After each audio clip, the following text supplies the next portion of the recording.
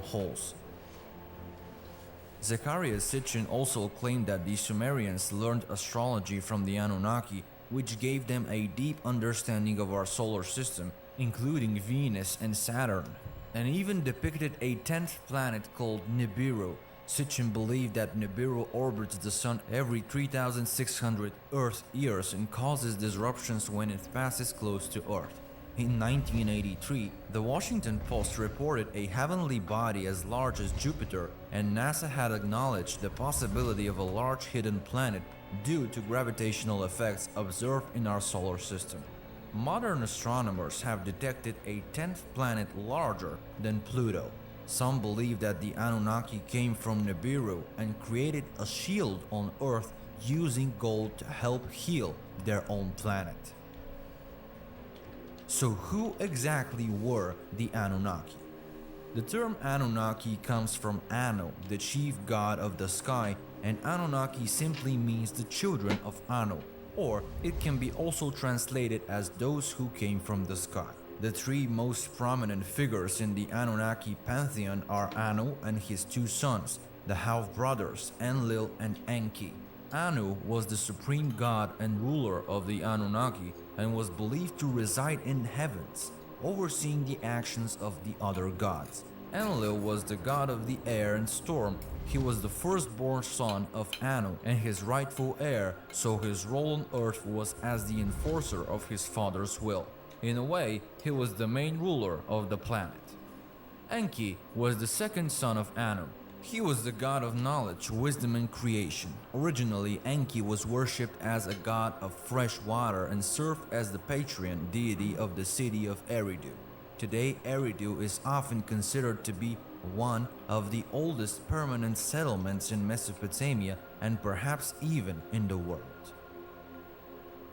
The ancient Sumerians also believed that Eridu was the first city in the world, and they documented that belief in the Sumerian king list and the Eridu Genesis. At the current times, at least 18 layers of settlement have been found at the site, so chances are it really was the first city and probably the residence of Prince Enki. Over time, however, Enki's influence grew, and this deity was considered to have power over many other aspects of life, including trickery and mischief, magic, creation, and fertility. In fact, it was Enki together with Ninhursag, the ancient symbol of the powerful mother, who genetically engineered the first humans called Adamu. They did it by mixing their one DNA with that of Homo erectus, and as a result created the Homo sapiens. It so reminds us of the biblical phrase that God created us in His own image. Initially, the humans were not able to reproduce. They were created in laboratories and were used as workforce to mine gold. Seeing how his creations, his own children in a way, were being exploited, Enki decided to take care of them. By going against Enlil's will, Enki secretly gave humans the knowledge of mating and reproducing, and not only, he had been teaching them the knowledge of the universe. Some theories propose that one of Enki's favorite places to reside was Atlantis, and that in trying to protect his children, he, with the aid of Arcturians, established the Atlantean civilization, an isolated place where humans could live freely without being exploited by the Anunnaki. But this act enraged Enlil. In fact, the Sumerian clay tablets describe a war between the two brothers.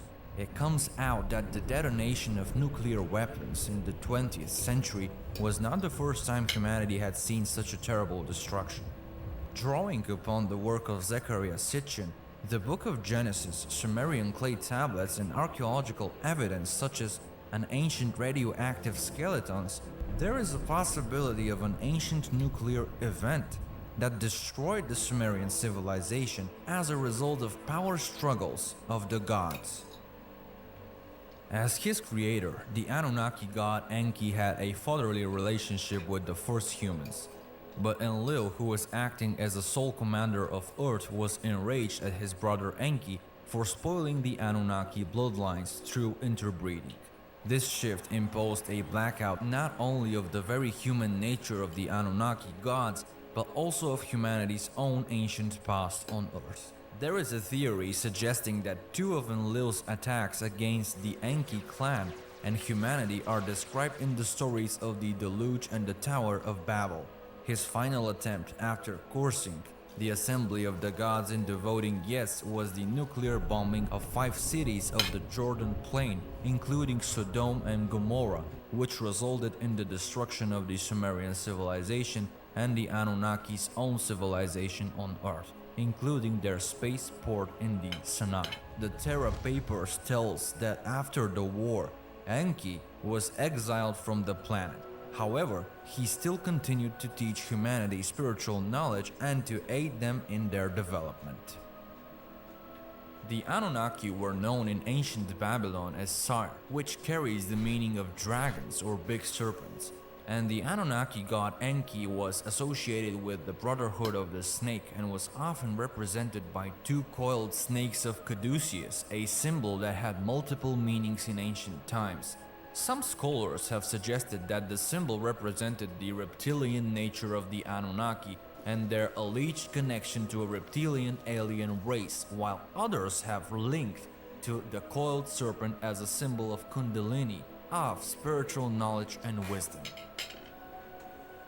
Interestingly, the caduceus is also the magic wand carried by Hermes, also known as Thoth, the Egyptian god of wisdom, and not only the caduceus of Enki and later on Hermes features at the top of the central rod the pine cone that represents the gift of Kundalini awareness when activated.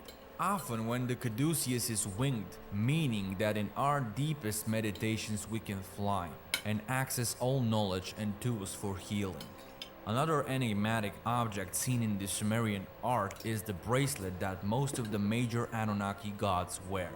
The meaning of these bracelets is unknown, but some believe that they were not randomly depicted and there has to be a deeper symbolic meaning. They remind us a little bit of watches. But the most intriguing object that the Anunnaki hold is a pine cone, which is always directed towards something. Do we know anything about the pine cones in ancient Mesopotamia? What were they believed to represent or symbolize in ancient times? From esoteric perspective, the pine cone can be seen as a symbol of spiritual enlightenment and awakening. The pine cone is a symbol that has been used in many cultures and religions throughout history, including ancient Sumerian, Egyptian, and Greek cultures. The pine cone was sometimes used as a sacred offering or as a symbol of the divine. For example, in ancient Egypt, the staff of Osiris, the god of the afterlife, was depicted with a pine cone at the top. In Hinduism, the pine cone is sometimes associated with Lord Shiva, the god of destruction and transformation. The Pope's staff, also known as the papal ferula, features a pine cone as a decorative element. In Vatican Square, there is a bronze sculpture of a pine cone that is known as the largest in the world.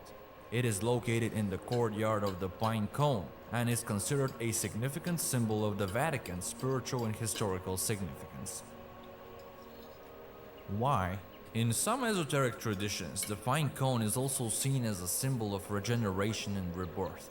This is because the pine cone contains seeds that can be used to grow new trees, symbolizing the cycle of life, death, and rebirth. Conifer pine trees are one of the oldest plant genera on the planet, having existed much longer than all flowering plant species combined. Pine cones, the evolutionary precursor to flowers, have spines that spiral in perfect Fibonacci sequence, similar to the sacred geometry of a rose or a sunflower. In most of the ancient cultures, the pine cone was associated with the pineal gland, likely due to the pineal gland's pine cone-like shape. The pineal gland, named after a shape like a pine cone, is located at the geometric center of our brain and is closely linked to our perception of light. It is a small endocrine gland responsible for secreting melatonin, which regulates sleep-wake patterns, and circadian rhythms, receives more blood flow than any other area of the body except the kidneys, and is uniquely isolated from the blood-brain barrier system. The pineal gland is also associated with spiritual and mystical experiences and has been referred to as the third eye in some spiritual traditions or the seat of the soul. It is said to be the gateway to higher state of consciousness and spiritual experiences.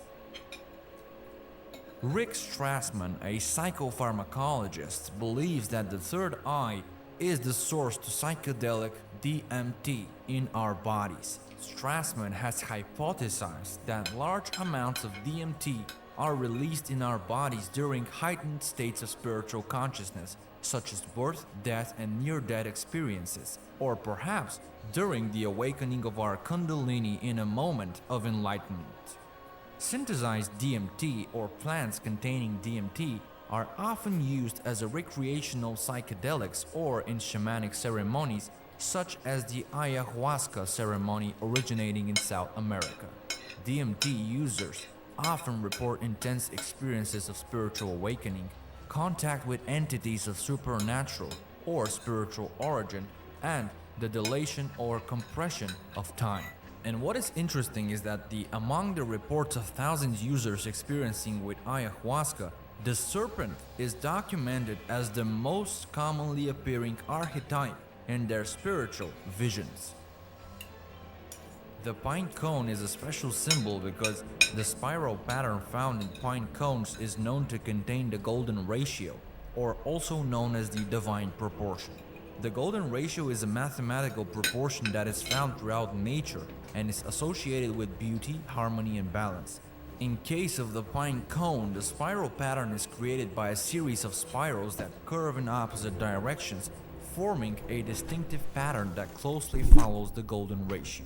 The golden ratio is part of the sacred geometry, which is often seen as a way of revealing the blueprint of creation, as it is believed to tap into the fundamental principles and patterns that underlie the universe. So now, it is even more evident that the pine cone that the Anunnaki were holding was not there by chance, but in fact, it symbolizes sacred knowledge, the blueprint of creation of the whole universe, and carries the message of spiritual awakening and enlightenment that can be achieved through the activation of the pineal gland. And so it comes out that the Anunnaki not only created humans as slaves, they also played a role in the evolution of human consciousness, helping humans to access and cultivate their spiritual potential.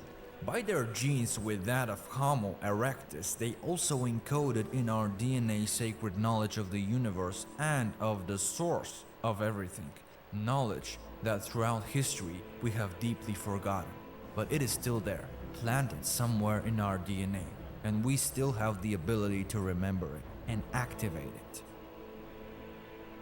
Other intriguing traits associated with the Anunnaki include the mysterious bag depicted in ancient artwork, which some researchers believe was a container for the water of life, a substance used in the Anunnaki's genetic experiments on humans and animals. Or what if they were carrying the seeds inside them? The bags held by the Anunnaki in ancient Mesopotamian art could have represented a variety of different things. One interpretation is that the bags may have represented the Anunnaki's role as keepers of the secrets or keepers of the knowledge. In this interpretation, the bags could be seen as containers for advanced knowledge and technology, representing the Anunnaki's role as the guardians and protectors of ancient wisdom. Elsewhere, the hanged bag image shows up with striking similarities in two stone reliefs, one made by the Assyrian of ancient Iraq sometime between 880–859 BC, and the other made by the Olmecs of ancient Mesoamerica sometime between 12,400 BC. In both of these images, a man-like figure carries the handbag in his hand as if it were a basket or purse. When used in Assyrian art, it is said the purse holds a magic dust, probably symbolizing the fertilization of Earth by the Anunnaki. After all, they were believed to be the creators of our planet.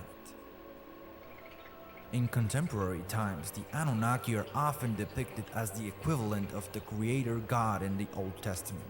But could there be evidence of the Anunnaki's existence in ancient texts such as the Bible and archaeological discoveries, and how will we know for certain? There are various mentions of extraterrestrial encounters in the Bible, including descriptions of vehicles such as clouds, pillars, and dwellings, and references to UFOs as flying furnace and burning bushes. The book of Genesis also mentions the sons of God having offspring with human females, resulting in hybrid beings known as the Nephilim.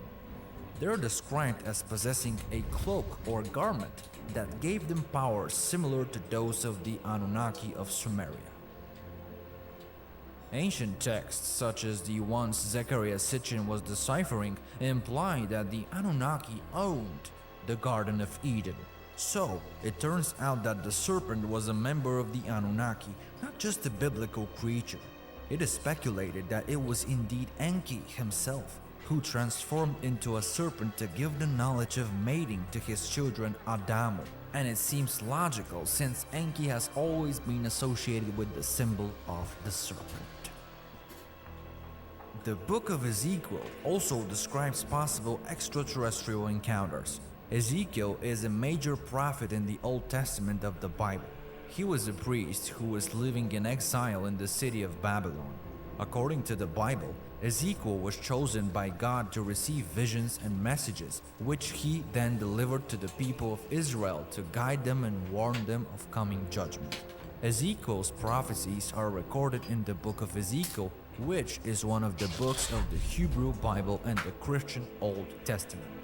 According to Ezekiel's book, he had a vision of being with wings that moved and made tremendous noise and a wheel that moved without making a steering movement. At first, Ezekiel thought that what he saw was God, and he fell on the ground to pray. However, he later realized that it was not God and described what he saw. These descriptions bear a striking resemblance to what modern-day UFO sightings look like. Some researchers have speculated that being with wings could be a representation of extraterrestrial spacecraft, and the wheel could be a depiction of a type of propulsion system that aliens might use. Interestingly, the original Hebrew text of Ezekiel does not mention the word God, but instead refers to the splendor of the highest. In the book of Ezekiel, the splendor of the highest arrives a second time, causing Ezekiel to feel the gravity and gives him a measuring device to measure a building. So, can Ezekiel's descriptions be interpreted as evidence of contact with extraterrestrial beings in ancient times? What if it was the same as the Anunnaki? So far, we've seen that it's a fact that there is a widespread belief that the Anunnaki were alien entities who played a significant role in shaping human history. However, is there any proof? To answer this, we'll go back 20 years. The location is Iraq. During Operation Iraq Freedom, American troops were deployed to maintain order in Baghdad. However, looters took advantage of the chaos and destroyed numerous ancient artifacts, including musical instruments and cuneiform tablets. It is believed that the cuneiform tablets that were stolen from Iraq museums during the chaos of the war in 2003 contained crucial information about the Anunnaki and their connection to extraterrestrial beings. The coordinated and organized nature of the theft, with individuals using earpieces to gain access to double-locked doors and steal valuable items, suggests that this was not a random act of war. So the question is, was this a deliberate attempt to conceal forbidden knowledge from the past? What if the stolen texts contain significant information that supports the theory of an Anunnaki connection and the involvement of extraterrestrial beings in shaping human history? Millions of people worldwide are interested in the possibility that extraterrestrial beings have played a significant role in human history. The theft of the priceless artifact from the National Museum in Baghdad highlights the importance of preserving and studying the past to gain a better understanding of our origins and the potential involvement of extraterrestrial beings in shaping our destiny.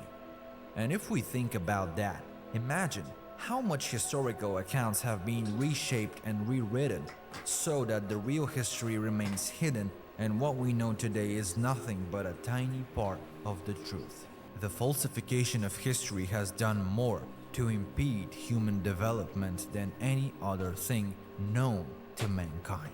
How would our view of history change if we confirm the Anunnaki's role in shaping human civilization? Will we need to rewrite our history books, and if so, how would that affect our understanding of ourselves and our place in the world? Not only the fact that we are not alone, but also that we carry a sacred divine knowledge within our DNA.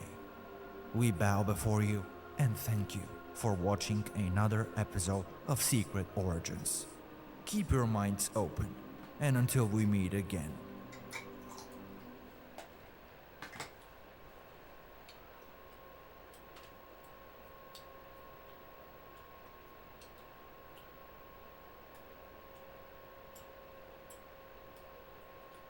The history of the first civilizations is full of great events and mysteries that arouse the curiosity of many.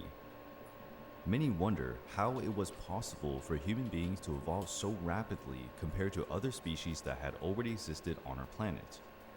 Ancient peoples, through their religions, have tried to offer answers about the creation of the world and the odd creative capacity of humanity. Perhaps the answer to this dilemma can be found in the text written by what was the first organized civilization in history, the Sumerians. The Sumerian civilization emerged in Mesopotamia around 4500 BC.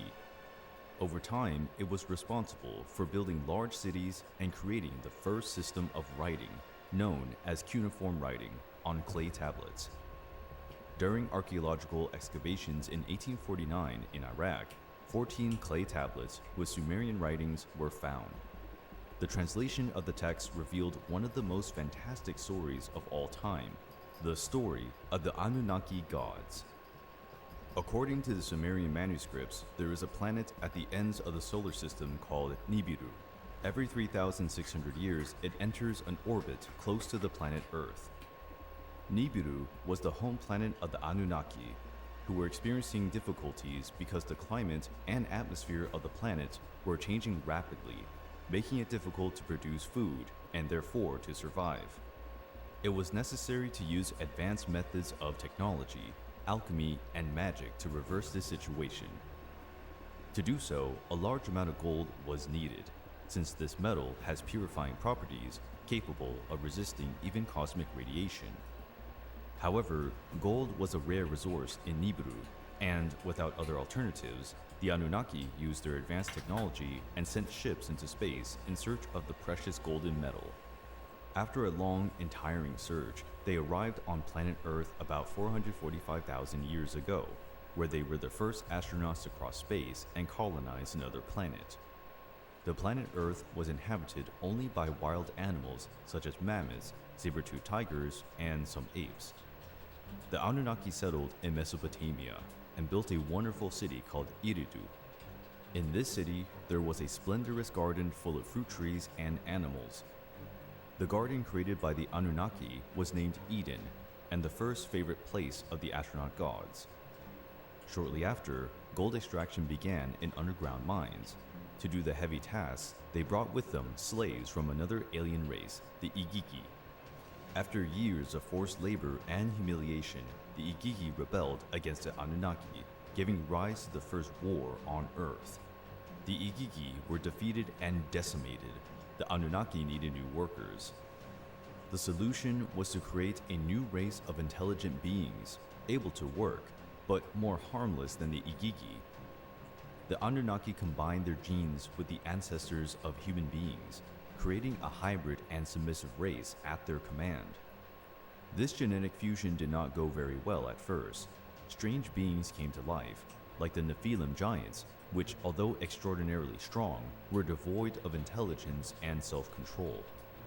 The first man to emerge from this successful genetic combination was named Adamu. Compared to human beings, the Anunnaki were incredibly tall and strong, and their weapons would be more than enough to control another possible rebellion. Over time, humans developed the ability to speak and learn from the Anunnaki to take care of plantations and build houses made of clay and stone. The Anunnaki came to like human beings. They even allowed them to live in their city and attend the sacred garden, but gave explicit orders not to reproduce too much.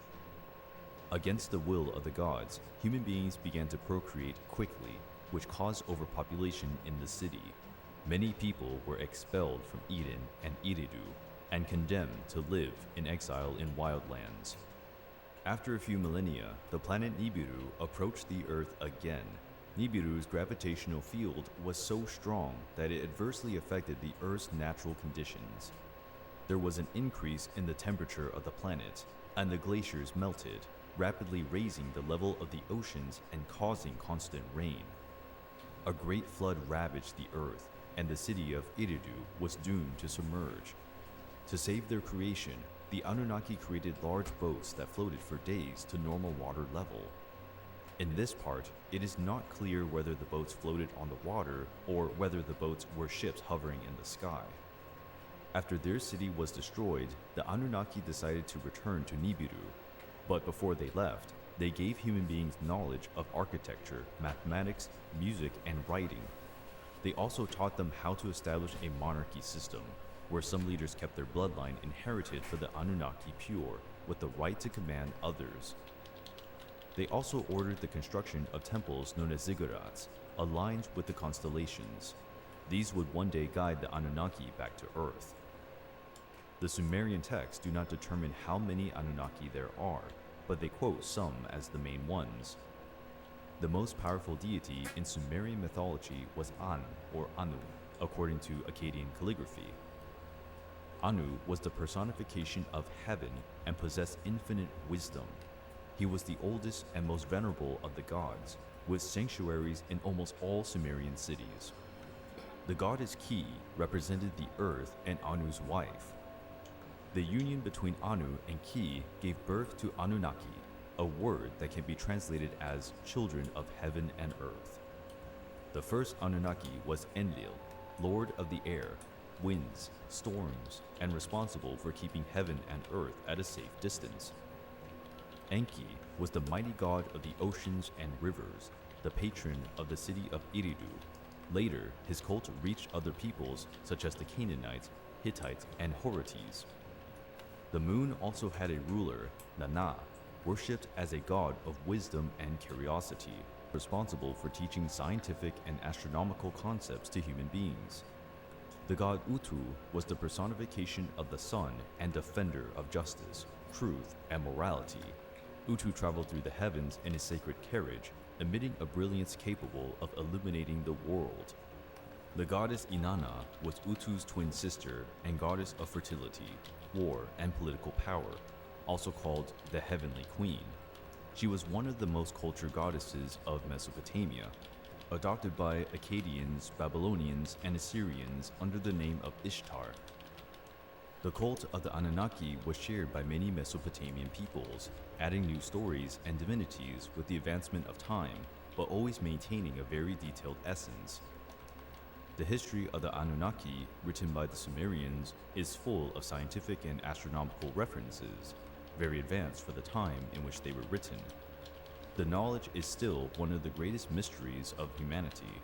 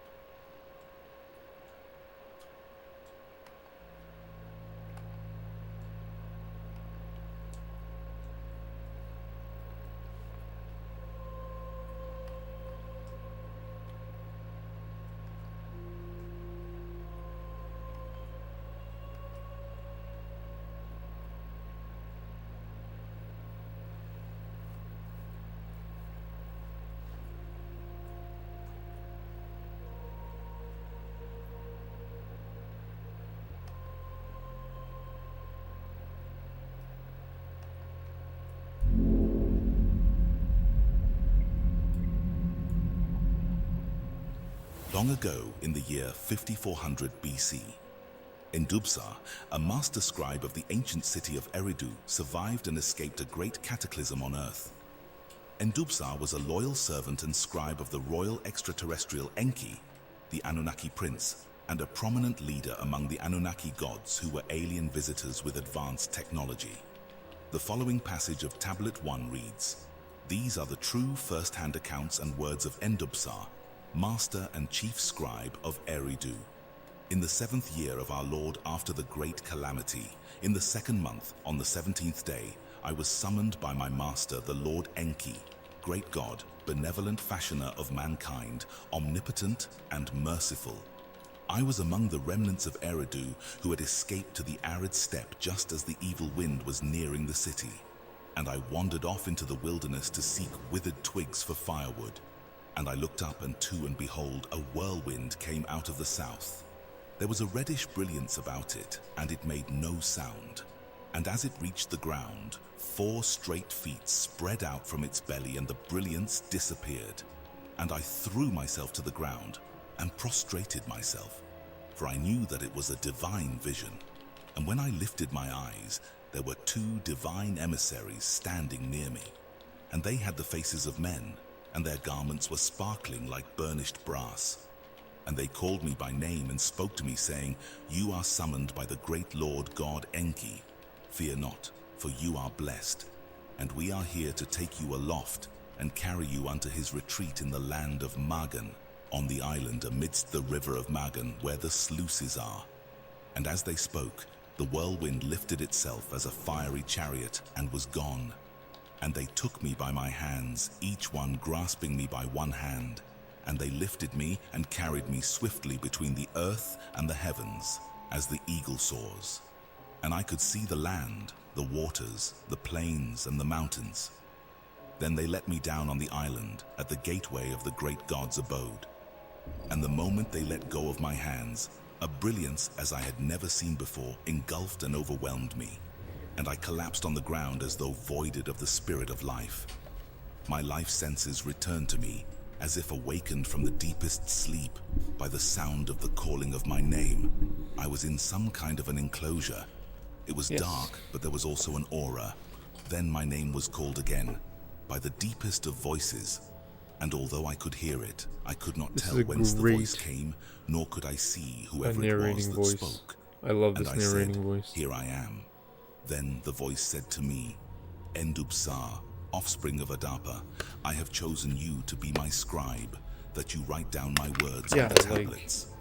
And all at once there appeared a glowing talking about in like one part of exploring the the enclosure. Amazon And I saw a place rainforest arranged like a scribal for workplace, new a pyramids, scribe's table and a scribe's or stool, and there were finely shaped like stones upon the table. drone, But I underwater saw drone no clay in tablets, nor containers of wet clay. the And there Mediterranean. lay upon the table only along one the stylus, and it glistened in the glowing Do a as no survey. reed stylus ever did. That'll be my And the pitch. voice spoke up again, Want to saying, do either "Endubsar, a son survey of an Eridu Amazon, city, like a my transect, faithful servant. or I am your Lord Enki.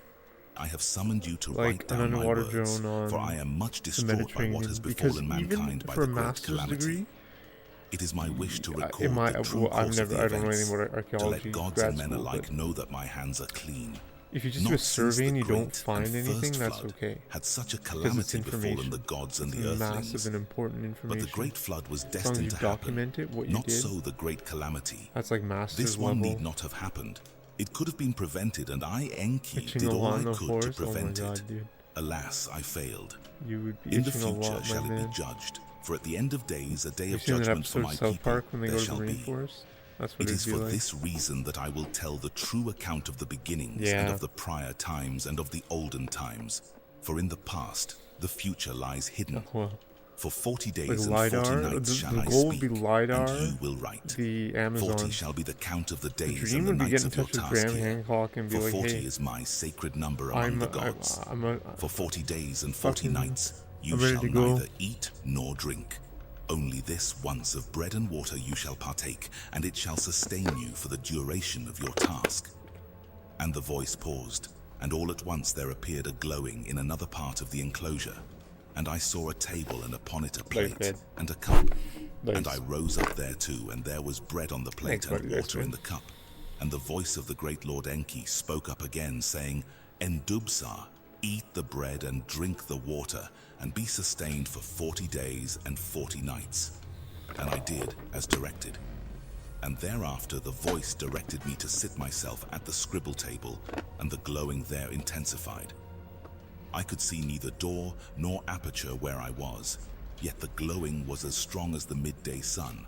And the voice said, Endubsar the scribe, what do you see? And I looked and saw the glowing raid upon the table, and the stones and the stylus. And I said, I see stone tablets, and their hue is blue as pure as the sky. And the voice said, These are the tablets upon which you shall inscribe my words. By my wish, they have been cut of the finest lapis lazuli, each with 2 smooth faces provided. And the stylus you see is a god's handiwork, its handle made of electrum and its tip of divine crystal. It shall firmly fit in your hand, and what you shall engrave with it shall be as easy as marking upon wet clay. In 2 columns you shall inscribe the front face. In 2 columns you shall inscribe the back of each stone tablet. Do not deviate from my words and utterances. And there was a pausing, and I touched one of the stones, and the surface felt like smooth skin, soft to the touch. And I picked up the holy stylus, and it felt like a feather in my hand. And then the Greek god Enki began to speak, and I began to write down his words exactly as he had spoken them. At times his voice was strong, at times almost a whisper. At times there was joy or pride in his voice, and at times pain or agony. And as one tablet was inscribed on all its faces, I took another to continue. And when the final words were spoken, the great god paused, and I could hear a great sigh, and he said, Endubsar, my servant, for 40 days and 40 nights you have faithfully recorded my words. Your task here is completed. Now take hold of another tablet, and on it you shall write your own attestation, and at the end thereof, as a witness of this event, mark it with your seal, and take the tablet and put it together with the other tablets in the divine chest. For at a designated time chosen ones shall come hither, and they shall find the chest and the tablets, and they shall learn all that I have dictated to you. And that the true account of the beginnings and the prior times and the olden times and the great calamity shall henceforth be known as the words of the Lord Enki. And it shall be a book of witnessing the lost past in the future times. And there was a pause, and I took the tablets and put them one by one, in their correct order, in the chest. And the chest was made of acacia wood, and it was inlaid with gold on the outside. And the voice of my Lord said, Now close the chest's cover and fasten its lock. And I did as directed.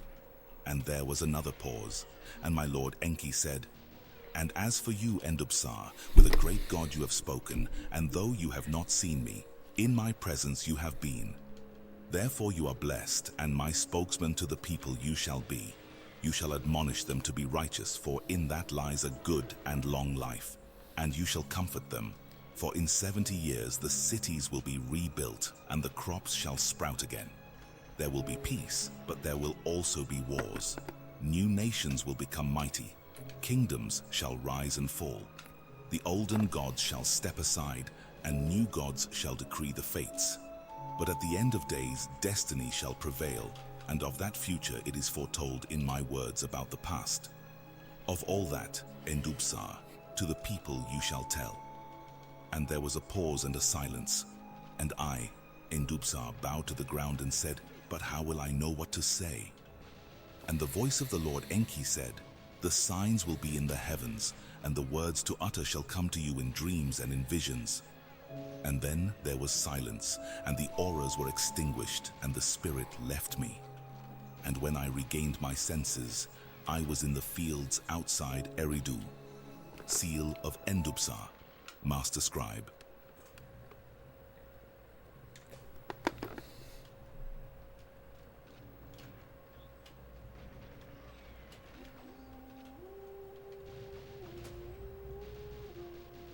These are the words of the Lord Enki, firstborn son of Anu, who reigns on Nibiru. Here is the account of the prior times and olden times. a history and overview of the Anunnaki Atlantean civilization and the chronicles to Earth that occurred. Long ago, before the prior times was the beginning. After the prior times were the olden times. In the olden times, the gods came to Earth and engineered the Earthlings. In the prior times, none of the gods were on Earth, nor were the Earthlings yet engineered. In the prior times, the abode of the gods was on their own planet, Nibiru its name, a great wide orbiting planet, reddish in radiance, creating an extended orbit around the sun. There are times that Nibiru is involved in cold, and other times that the bright sun shines again. Nibiru is involved with a thick atmosphere. This atmosphere is constantly fueled by volcanic eruptions. In the cold period, the atmosphere keeps the heat, like a coat that covers the entire planet. In the warm period, the atmosphere protects Nibiru. In the middle periods, between heat and cold times, the rains gain strength, offering consistency to lakes and rivers. Nibiru is covered in lush vegetation that feeds and protects the atmosphere. From them, all kinds of life arouse in both the waters and land, due to the Pleiadians that seeded the planet millions years before for evolving life. After aeons of time, a forgotten royal hybrid race found refuge on empty Nibiru after being exiled from all other civilizations. This was due to the rejection of their mixed heritage of Draconian and Lyran ancestry. It was there our people gave ourselves the name Atlanteans. Over time, the Atlanteans of Nibiru multiplied and took place in the valleys, plains, and mountains. They set up homes, built cities, and civilizations began. It was then, at this time period, millions of races left the Orion and Pleiadian star clusters due to the wars, and came to Nibiru for refuge. Our society is one of many people of numerous civilizations, and our ancestors welcomed them. Yo, However, the legend, rivalries began to the occur. man, the myth, Brother the amassed legend. against brother, In clans person, what's gathered up, bro? into I was just thinking about you. Then Going to two see Sam Hyde polar nations of tomorrow? Atlanteans of Nibiru were Sort of established. dox you, bro. The nation of the north against the No one's nation gonna- of the no south one's fucking took up watching. No arms feds and are set up watching this weapons of fucking- terror against each other. What's up, bro? Death and destruction swept across the lands both north and south. Destruction overtook all of That's gonna be Nibiru. amazing, man. For a long time, desolation took place on Nibiru. In time, the Anunnaki Atlanteans' history and You know what it interstellar is? It's connections inspiring. faded into myths. However, It's like, we during can the do that, you know ensuing what I mean? era of We wars can on fucking do Nibiru, that shit, you know? they reclaimed much of their lost technological prowess and consciousness. Sacred fucked it up. remnants of their past, including man. ancient nuclear warheads and It's fine. advanced lasers, were revered and even know meticulously what I'm studied, leading Whatever. to renewed scientific advancements. By this time, of discovering their relics of the past and finished with the constant battling from both sides, the North and South nations decided to declare a truce, and soon cries of peace arose everywhere. Nations I am shall the unite, and only one throne shall there be on Nibiru. Let there be one king to rule them all, they declared.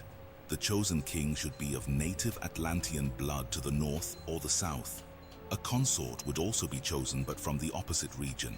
Thus, North and South would be united in the figures of a monarchal king and queen. Husband and wife were one flesh, and the child born of their union would be the successor. With a new royal dynasty would soon be formed. The one chosen to rule was a mighty warrior and commander from the north. By lots, true and fair, was he chosen. His decrees in unity were accepted. For his abode, he built a great city called Agadi, meaning unity. He was given the title of An, which means celestial. Thus, order was re-established in the lands, laws, and regulations. For his spouse, the South, a maiden had chosen. For both love and warring, she was noted. Antu was her royal title, the leader who is An's spouse. The given name meant. Yeah, buddy. Heck yeah, She you bore excited? 3 Nice to you, of sons course. and Sounds no amazing, yeah. daughters. The firstborn Sounds son was fun. by her name On a Monday, it'll be Anki. pretty chill. Anki remained alone on the throne, even though the concubines who came to the palace did not bear him children. Thus, the dynasty that had just begun was interrupted as soon as he died. That's what I mean, man. We gotta The start middle making son, money. We gotta though start not the touring. firstborn, Gotta was do a named tour. the rightful heir. I guess we're not He received famous, the title of but Anib, which means the one in the middle, maybe not. to justify his position among the brothers. Internet Anib people, married yeah. Ninib, which means the Lady of Ib. Together they had a son named Anshagal, the successor to the throne and the fourth of the kings to rule Nibiru. His wife was his half-sister Dude, have you heard Kishagal. about those Of his reign had been the those greatest undercover legacy. cops at His Burning intention Man? and goals was to unify the people. And he Undercover did it when cop, the like, northern feast and the southern what's the feast word? The that drug served people? everyone. Yo, It what's was up, in the Christian? reign Like, of Anshagal and Kishagal yeah, dude, there's a lot of that the undercover law cops of at husband Burning and Man that wife try to and like of get sons and people of to sell daughters them was drugs or created. get drugs or whatever, These or do customs drugs. of the first tribes of Nibiru And then they were bust established them to be followed. The 'cause law they're had been written. DEA or whatever It it stated is. that a woman should be chosen as Drug an official wife, Enforcement Agency. and this was Yeah, the first man. wife. What I'm saying From is, the many wars, there females tomorrow, greatly outnumbered the which males. there's no DEAs Decrees around, were bro, made. or like One fucking male was to have CIA more or than some one shit. female. By law, one wife as official spouse would be chosen. She would be known as the first wife. By law, the firstborn son would be his father's successor. Confusions, disputes, and wars did not take long to be created.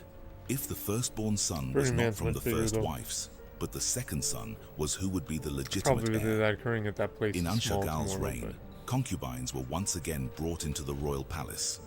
And so, the concubines had sons and daughters. Sometime later, the legitimate wife, Kishagal, had a son. By law, the son of Anshagal and Kishagal was the rightful heir, though The not the Neat Dreams firstborn. emote. Kishagal, his mother, Anshagal's true and lawful wife, shouted angrily, "If according to the laws my son of a firstborn wife is deprived of the succession, do not let the double seed be neglected. Although from different mothers, the king and I are descended from the same father, the king before him. I am the king's half-sister, and from me the king is also half-brother. So my son has the double seed of our father, Anib. Let, in succession, the law of the seed over the law of marriage prevail. Let, in succession, the son of a half-sister, whenever he is born, rise above others in succession." And Anshargal the king decided as Kishagal, his wife and half-sister, had said.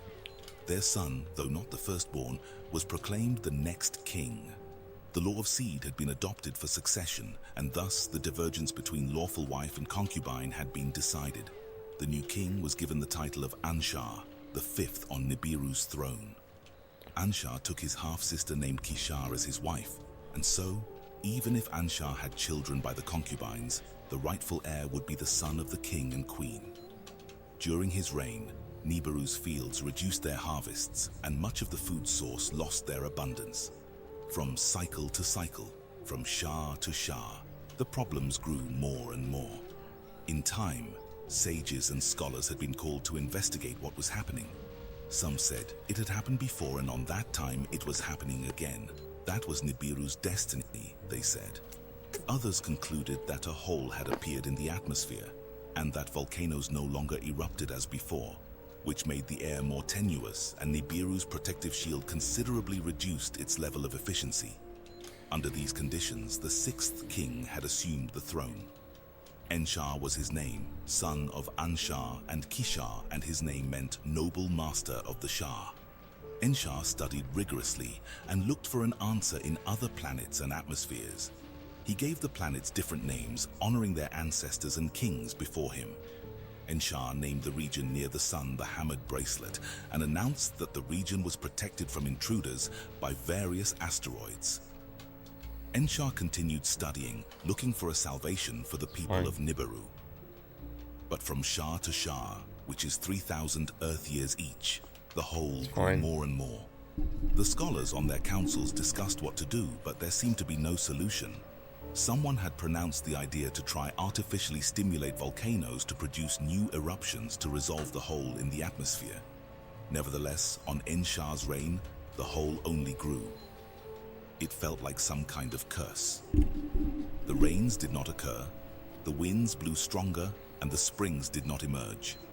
As his first wife, Enshar's half-sister and Queen Ninshar did not bear any children. Then by a concubine of Enshar, a son was born. The firstborn son he was. By Ninshar, first wife and half-sister, a son was not brought forth. By the law of succession, the concubine's son the throne ascended. The seventh to reign he was. Du-Uru was his royal name. In the dwelling place fashioned was its meaning. In the house of concubines, not in the palace, was he indeed conceived. As his spouse a maiden from his youth beloved Duru, he chose as his selected first wife, and not a wife by seed. Dauru was her royal name. Confusion then took place. In the royal palace, children were not heirs and wives were not half-sisters. As if this fact were not enough, sons and daughters of the king were not even born. The royal confusion had spread far and wide, like the hole in Nibiru's atmosphere that grew more and more. Desperate Duru, the seventh seed of An, along with his wife Doru, decided to adopt a boy. They named him Lama and pronounced him the rightful heir, who was subsequently made king. Sages and scholars eventually came to a solution to the new king, Lahma. Gold, they shouted to King Lahma, the only element that is durable and non-corrosive. If ground to a fine powder, pulverized in the air, it could become suspended, and thus the gap could close, offering the necessary protection. Gold, the sages said, was abundant like near I the was hammered saying, bracelet of the Milky Way galaxy quadrant. And from I this wouldn't be moment surprised on, if advanced Toda and massive Bro is technological actually a spaceships Fed. began to be built. If he's actually a Another Fed group agent. suggested the use of weapons of terror, launching missiles at that mean- volcanoes to 'cause stimulate he's their like- atmosphere. But Lama, the king of Nibiru, did not take He's action. like fit. And then Nibiru and clean counted cut. one Shah. And he then hasn't made a another spelling Shah. mistake Conflicts stretched across the in kingdom. like 4 years Food of. and water were scarce. At the royal court, I sages haven't. came I've and made. went, I haven't but made. the king I made did not listen it's to been like. advisors and sages, I haven't gone only to his wife. a day without Bahama. making a. The third and fourth spelling Shah mistake. passed, I haven't gone and the count an already hour. reached 14,400 years, if we counted Earth's time. Let us supplicate for the creator of all. telling you, man, so Let's if he's like a plead Fed, with the creator of all instead of make acting. all the sense in the Advised world. the king's wife. But the people, the sages, and the advisors were desperate. Something needed to be done. The psychologist We Fed. need a decision, a definition, said the crowd in protest. Fucking. And it was a prince of ancient Paul heritage who first touched weapons and begun a Fast and Furious rebellion 1. against Lama. He announced that a new time had arrived and urged others to follow him. The prince's name was Alalu and was the eldest of the 4 princes. Lama shall no longer be the king, said Alalu. From now on, I will be king. We shall attack Lama and make him leave the throne. The other princes followed, and a chase began inside the great palace. Finally, at the Tower of Nibiru, Alalu found Lama and faced him in a battle of which only one of the two would be alive. The warrior Alalu won the battle and killed Lama. Then he proclaimed himself the king, beyond any advisor or law. Alalu is now the new king. The priests and sages announced. Alalu was not wrong. Lama was at least an adopted son of one of the generations of An, and a new time had begun. Who was Alalu? Was he a legal heir? Was he firstborn? By what right did he usurp? Was he not a kingslayer? Before the 7 who judges, Alalu was summoned, his fate to be considered. Before the 7 who judge, Alalu spread his pleas. Though neither legal heir nor a firstborn, a son of royal seed indeed he still was. Of Anshargal, I am descended, before the judges he claimed. Via concubine, my ancestor was born to him. Alam was his name. By the count of Shahs, Alam was the firstborn. The throne to him was belonged. By the queen, his rights were put aside. A law of the seed she created, for her son the kingship was obtained. My forefather Alam of kingship was deprived. To her son instead, it was granted. By descent of Alam's generations, I was conceived. The seed of Anshargal is within me. The 7 who judged to Alalu's words gave heed. To the council of counselors they passed the matter, truth or falsehood to ascertain. The royal annals from the House of Records were brought forth. With much care, they were read. Anshargal was a firstborn, the throne he ascended. Of him I am descended. Alalu to the counselors he cried out. By the law of succession to him, kingship belonged. With hesitation, the counselors made Alalu swear an oath of truth. Alalu swore the oath of life or death as king. They then summoned the elders, and they summoned the 3 other princes before them. From among the princes, a young, strong and wise prince stepped forward. The young prince objected their decision of Alalu. Succession must be reconsidered to the assembly, he said. Of the purest of seed I am descended. The essence of An in me is preserved, by no concubine diluted. The counselors heard the words with amazement. The prince was summoned to come closer. They asked for his name. It is Anu, after my great forefather An, I was named. They inquired about his generations of An. Anu then reminded them of the 3 sons of An. Enuru is my great ancestor, the eldest son of An. The counselors with wonderment looked at each other. He is of pure descent, the generations continued, by law and by seed which is perfect. Anu, after our forefather An, did my parents name me. From the throne we were removed, but from An's pure seed we were not removed.